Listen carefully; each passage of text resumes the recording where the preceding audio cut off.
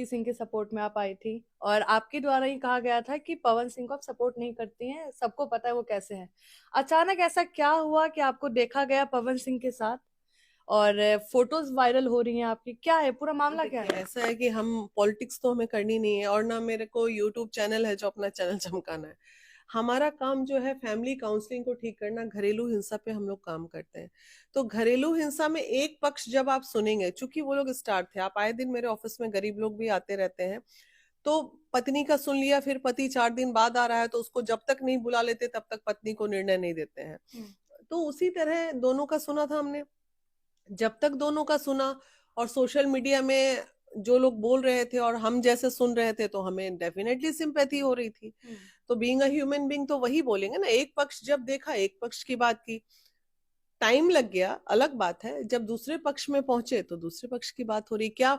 जब ज्योति ने अक्षरा वाली बात कही थी, हम्म। तो क्या मैं उस वक्त ज्योति पे रिएक्शन नहीं दिखाई थी? मैंने ये कहा था कि ज्योति ने गलत किया, उसे इतने दिन बाद गड़ा मुर्दा नहीं उखाड़ना चाहिए। जहां पे जो सही दिख रहा है वो बोल रहे हैं। पवन सिंह के पास जाने का क्या मुद्दा था और क्या क्या बातें हुई उनके आपके देखिए साथ? पवन जी के पास हम दिसंबर में ही चले जाते, 27 से 28 दिसंबर को, लेकिन हमारा कार्यक्रम था, हम लोग व्यस्त थे। जैसे ही प्रोग्राम खत्म हुआ, तुरंत मैं, सबसे पहला टास्क था हमारा कि एक तरफा जो बयान चल रही है, तो इसमें हद तक क्या है ये भी तो देखना होगा। क्या सच में पवन सिंह कैरेक्टरलेस व्यक्ति है? क्या सच में पवन सिंह जो है वो लड़कियों का शोषण करता है? तो क्या ये जानना हमारा फर्ज नहीं था क्या? बिल्कुल हमें जानना चाहिए था और समाज को बताना भी चाहिए था। तो जितनी भी लड़कियां उनके जीवन में रही हैं, तो सबका अपना अलग अलग इतिहास रहा है। लोग आते गए चलते गए, आते गए चलते गए। कोई एक अगर ये बोल दे अब कि इन्होंने मुझे धोखा दिया, तो ऐसा तो उन्होंने किसी के साथ नहीं किया। जैसा मैं देख के आ रही हूँ 2 दिनों में, मैं उनके पुराने कुछ दोस्तों से भी मिल के आ रही हूँ जो लेडी दोस्त हैं, उनकी बातें भी सुन के आ रही हूँ मैं, टेलीफोनिक ही सही। तो काफी हैप्पी हैं, सबसे उनकी बातें होती हैं, सिवाय अक्षरा के बाकी और कोई है ही नहीं उनके जीवन में दुश्मन। अक्षरा नहीं आई इस बात का दुख जरूर है हमें, लेकिन उससे ज्योति और पवन का क्या लेना देना? वो दोनों तो मियां बीवी हैं। पवन भी मेरे प्रोग्राम में आने वाले थे, अगर उनका बर्थडे नहीं होता तो पवन सिंह भी मेरे प्रोग्राम में आते, लेकिन संजोगवश 5 को उनका बर्थडे था। मैं पवन जी के बर्थडे में इनवाइटी भी थी, मुझे वहां बुलाया जा रहा था मुंबई, लेकिन मैं नहीं जा सकी। तो ऐसा थोड़ी है कि अक्षरा नहीं आई तो ऐसा पवन जी भी नहीं आए तो उनको भी मैं ट्रोल कर दूं, ये कोई मतलब है? प्रोग्राम में नहीं आया, शिवेश बेचारा आके बैठे रह गए, लेकिन मैं उनको बुला नहीं पाई। तो ऐसा, ये प्रोग्राम से तो कोई लेना देना अक्षरा का है ही नहीं। हाँ, इससे जरूर लेना देना है कि अक्षरा कमिट करके, बाकी लोग तो बोल दिए किसी का बर्थडे, किसी का पूजा, किसी का पाठ, कोई शहर में नहीं, लेकिन अक्षरा कमिट करके नहीं आई। तो जैसे लोग बोलते थे मुझे, जैसे ही मैं अक्षरा के सपोर्ट में आई थी तो बहुत गालियां मुझे पड़ी थी, बहुत गालियां, मतलब गंदी गंदी गालियां लोग दे रहे थे मुझे। तो तब भी मैं सपोर्ट कर रही थी कि नहीं, लड़की है, साथ देना है। लेकिन अब तो मुझे एहसास हो गया ना कि नहीं, लोग जो बोलते हैं वो सही बोलते हैं उसके बारे में।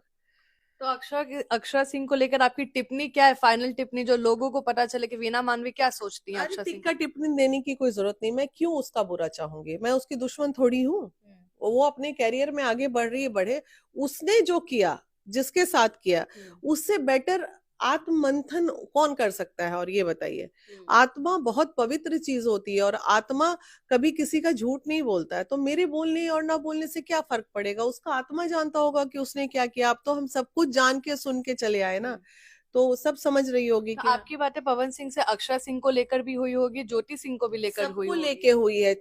तो दो अक्षरा तीन सिंह ने जितनी अपने उनके जीवन, रिसेंट पॉडकास्ट उनके कॉलेज लाइफ से, उनके स्ट्रगल लाइफ से जितने लोग आए गए और आज जो है, सब तक मेरी बात हुई है। अक्षर सिंह ने रिसेंट पॉडकास्ट में बहुत कुछ बोला है पवन सिंह को लेकर के पवन सिंह मुझे खैर बना के रखना चाहते थे और मैं वो नहीं हाँ, तो बनना तुम क्यों चाहती। रहना चाहती थी? 4 साल जब तुम रही, 4 साल तक तुमको नहीं लगा कि तुम उनके जीवन में क्या बन के रह रही हो? तुम शादी नहीं होने देती यार। तुम जो तांडव शादी के बाद शुरू की, वो तांडव शादी के पहले कर दी रहती। कोई कमी तो नहीं था तुम्हारे जीवन में, सुखी थी, संपन्न थी। तुमने ही बॉन्ड बना के रखा था, दोनों के बीच में एक एग्रीमेंट बना हुआ है कि हम एक अच्छे दोस्त की तरह रहेंगे, हमारा कोई पैसे में कभी लेना देना नहीं रहेगा, हमारी कभी शादी वादी को लेके कोई दोनों में कमिटमेंट नहीं था।